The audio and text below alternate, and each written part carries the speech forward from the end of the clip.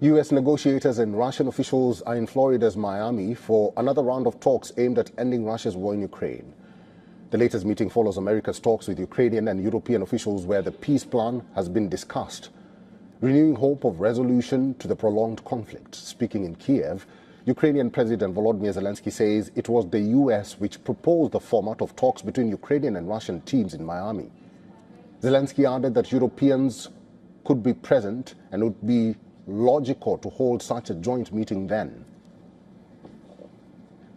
Indeed, the United States of America said that they would have a separate meeting with representatives of Russia, and they proposed such a format, as far as I understand, Ukraine, America, Russia.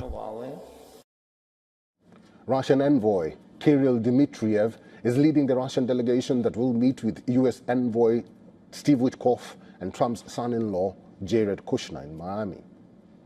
U.S. Secretary of State Marco Rubio may also join the talks. Earlier this week, American, Ukrainian and European officials reported progress on security guarantees for Kiev as part of the talks to end the war. However, this means that Kiev will have to cede parts of its territory as part of the agreement. It also remains unclear if the terms of the revised peace plan will be acceptable to Moscow.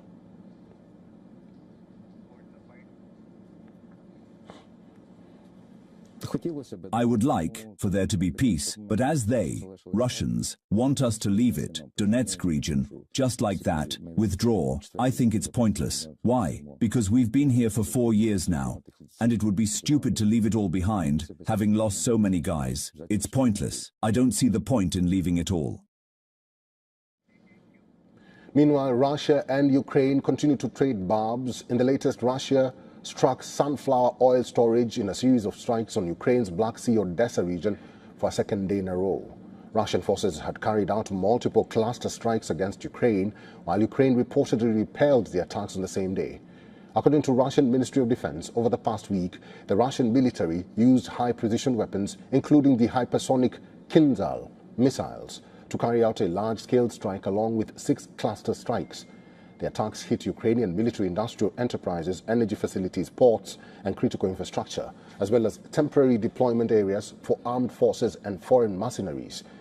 On the other hand, the Ukrainian forces struck multiple personnel gathering areas and command posts of the Russian military. Ukraine also reportedly damaged a Russian warship in the Caspian Sea in an overnight drone attack, and according to information from the Ukrainian General Staff published on Telegram, the area is located more than 1,800 kilometers from the Ukrainian coast. The Russian ship was on patrol near an oil and gas platform when it was hit. Meanwhile,